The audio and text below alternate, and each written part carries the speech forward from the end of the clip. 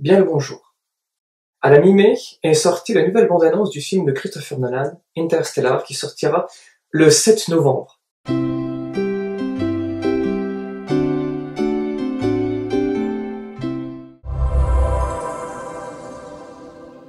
Je sais que ce n'est pas un exercice très commun en France de faire des reviews de bandes-annonces, mais vu ce qu'on peut y voir, ça m'a semblé intéressant et j'aimerais partager avec vous quelques idées qui m'ont traversé lorsque j'ai vu ces images. Avant toute chose, Interstellar est donc un film qui à l'origine devait être fait par Steven Spielberg, mais la production a été reprise par Christopher Nolan. Et en fait, le film ne sera pas entièrement de lui, comme tous les autres films n'ont pas été entièrement de Christopher Nolan. C'est plutôt comme avec les Wachowski, ce sont les frères Nolan, puisque Jonathan Nolan, le frère de Christopher, est à l'écriture du scénario, et Christopher aussi va forcément y mettre ses modifications. Scénario qui lui-même est à l'origine d'une idée de l'astrophysicien Kip Thorne, je sais plus son prononce en anglais, peu importe, qui travaille sur les trous de verre et le voyage interstellaire, justement. Avant toute chose, attendons-nous sur le titre Interstellar. Je sais que ça peut paraître trivial, mais un petit peu d'étymologie ne fait jamais mal. Interstellar vient du latin, de deux mots interstellar. Stellar vient en fait de l'indo-européen ster. Ça s'est modifié en grec ancien en astro ou astréis, qui a donné ensuite astronomie et tout ce que vous voulez. Et en latin, ça s'est transformé en stella, qui veut dire l'étoile. Ça s'est transformé en français en estoile puis étoile, tandis qu'en anglais, ça a donné star. Inter veut dire entre, donc interstellar veut dire entre les étoiles. Et comme on le voit dans la bande-annonce, le sujet traite du déplacement d'une étoile à l'autre. Alors la fameuse bande-annonce, la première impression, c'est qu'elle est plutôt bien faite. En général, Christopher Nolan réussit assez bien ses bandes-annonces. On se souvient notamment d'Inception, avec le fameux bruit qui vraiment suscitait le mystère. On se posait beaucoup de questions. Avec la première bande-annonce d'Interstellar, qui était un trailer très court, ça se rapprochait plus de ce qu'avait fait Zack Snyder pour Superman, une espèce de truc classieux, de la lumière, une voix off, une espèce de réflexion comme ça, hyper in.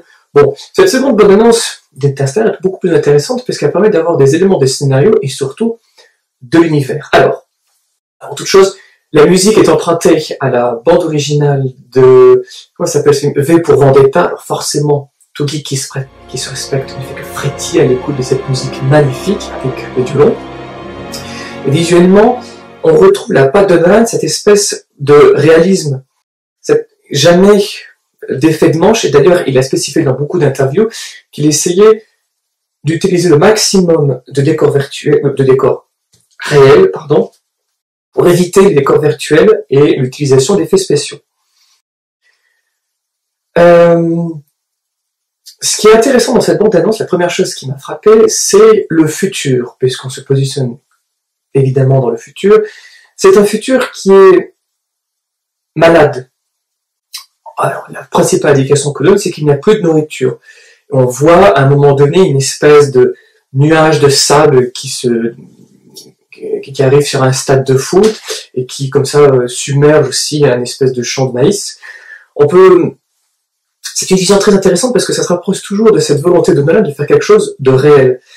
Et, à mon avis, ce ne serait pas une espèce de futur à la Matrix complètement déliquescent ou un futur post-apocalyptique qu'on peut voir dans Terminator. Ça va être, à mon avis, un futur tout à fait crédible où les pays se sont sûrement un peu délités, où la société continue quand même de fonctionner. C'est comme l'Empire romain. L'Empire romain, le vrai Empire romain a cessé d'exister en 476 après Jésus-Christ. Il s'est délité pendant presque 1000 ans jusqu'à la prise de Constantinople en 1553. Donc on peut imaginer que le futur qu'on va apparaître dans la bande-annonce d'Interstellar, c'est un futur à l'horizon de quelques décennies. Toujours dans ce respect du réalisme, on voit par exemple que les vêtements, c'est les vêtements d'aujourd'hui. C'est une vision que, à mon avis, est issue du film Minority Report de Steven Spielberg, où en fait les personnages et la société que l'on peut voir est très proche de la nôtre, mis à part quelques innovations techniques. À mon avis, c'est ce qui va se produire dans ce film d'Interstellar. Quoique, certains éléments de la bande-annonce, et c'est ça ce qui est, à mon avis, le plus intéressant, montrent qu'il y a un côté usé de la technologie. Par exemple, on peut voir à un moment quelqu'un qui est plongé dans un caisson qu'on devine être un caisson cryogénique, et quand on regarde vraiment les coins, l'espèce d'arcane qui se referme, on voit que l'acier est usé. Quand on regarde aussi le détail du vaisseau qu'on peut voir à la fin de la bande-annonce, on voit que c'est pas un vaisseau extrêmement léché, extrêmement épuré, tel qu'on peut voir par exemple dans le film Sunshine, ou dans l'unité de l'espace, c'est un vaisseau absolument design, épuré, parfait.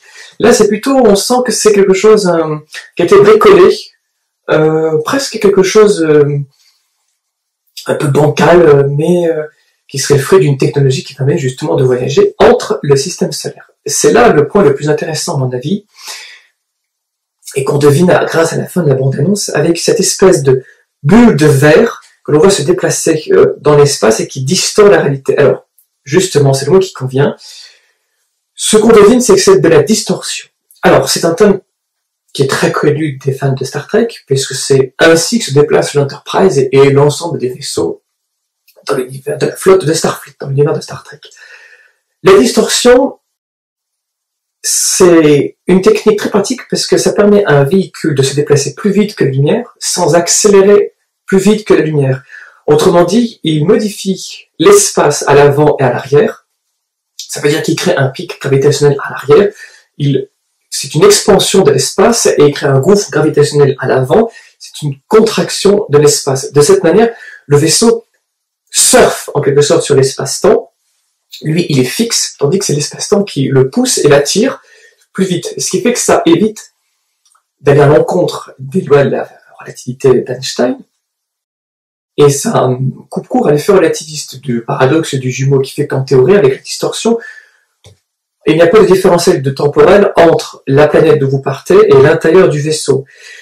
Et le problème principal qui se pose, c'est l'énergie. Puisque pour faire une bulle de 100 mètres de diamètre, l'astrophysicien Miguel Alcubierre, c'est ça, c'est à lui qu'on doit le métrique d'Alcubierre, et il est décrit que pour faire une bulle de 100 mètres de distorsion, il faut l'énergie d'environ 2,6 fois le Soleil. Alors, il y a une nouvelle équation qui a été refaite, où on dit qu'il faudrait seulement l'équivalent de 317 fois la masse de la Terre, soit à peu près la masse planétaire de Jupiter, pour déplacer un vaisseau dans une bulle de 100 mètres. Alors, c'est pas nécessairement l'énergie qu'on entend habituellement, ça peut être une autre forme d'énergie, qu'on appelle l'énergie exotique, et l'énergie négative, qu'on pourrait extraire du vide grâce à l'effet Casimir dans les fluctuations quantiques. Bon, tout ça, c'est évidemment extrêmement compliqué de se projeter, puisque sans le film. Ce qui est intéressant, c'est que forcément, avec Christopher Nolan, tous les aspects du voyage interstellaire, de la distorsion de l'espace vont être traités. Et sachant qu'Kip Thorne, qui est à l'origine du scénario et qui a travaillé avec Christopher Nolan, travaille sur le voyage temporel, on va forcément avoir du voyage dans le temps, de la distorsion de différentiel temporel entre forcément le vaisseau et la Terre.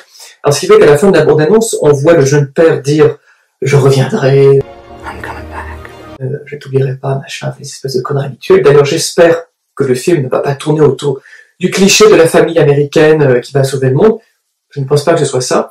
À mon avis, ça va vraiment être comme Inception, où il va y avoir un concept qui va être poussé et travaillé dans tous les aspects possibles, afin d'utiliser les trous de verre, et ça va être de la science-fiction vraiment très intéressante dans le sens où, dans les dernières années, elle a été délaissée parce que, elle est toujours le reflet de la réalité, de notre actualité. Et force est de constater que, de nos jours, la science, en fait, on voit bien que ça crée des problèmes environnementaux, ça crée des problèmes techniques, liés à l'énergie, tout ce qui est le nucléaire. Ce qui fait que la science-fiction est un peu en perte de vitesse, et ce qui explique pourquoi la fantasy s'est développée, et on a vu apparaître tous les univers dystopiques, comme par exemple la Hunger Games, et malheureusement divergentes. J'espère que Christopher Nolan va réussir à mettre un petit peu la science-fiction à l'honneur en insufflant l'émerveillement, le côté vraiment exotique et enchanteur que peut être la science-fiction, ce qui devrait coïncider aussi prochainement avec la sortie de Star Wars 7, du futur Star Trek, du film Edge of Tomorrow avec Tom Cruise. Sauf que ces films sont du grand spectacle, alors qu'avec Christopher Nolan, à mon avis, c'est vraiment l'exploration de ce qui fait vraiment la patte de la science-fiction, vraiment l'émerveillement absolu. Un dernier détail, c'est la loi de Murphy. C'est une loi qui est assez connue sur Internet. Elle est vaguement abordée dans la bande-annonce parce que une des filles du personnage principal, joué par Matt McConaughey, s'appelle Murphy. Oh, we didn't. Murphy's Law. Et en fait, cette loi, c'est tout ce qui doit se produira. En fait, elle est plus connue dans le sens où le pire est toujours certain. Alors, à mon avis, ça va être forcément lié aux modifications de l'espace-temps qui vont se produire indépendamment de la volonté de McConaughey. Et ce qu'on voit à la fin de la bande-annonce, à mon avis, n'est qu'à peine le début ou la moitié du film. Et j'espère que ça va être très intéressant, j'espère que ça va être aussi bien mené que le Prestige, et j'espère que ça va nous émerveiller autant que tous les autres films qu'a pu faire Christopher Nolan. Voilà, j'espère que cette vidéo vous a plu, j'espère que je n'ai pas dit trop d'erreurs concernant la distorsion, et j'espère que vous êtes aussi impatient de moi de découvrir ce film, et si vous êtes intéressé par d'autres remarques ou d'autres commentaires, vous n'avez qu'à laisser en bas de la vidéo YouTube vos remarques, j'essaierai d'y répondre, et si vous voulez que je fasse une autre vidéo sur une autre bande-annonce ou sur un autre sujet scientifique, sur un livre ou sur un auteur, laissez un commentaire et je ferai peut-être une annotation.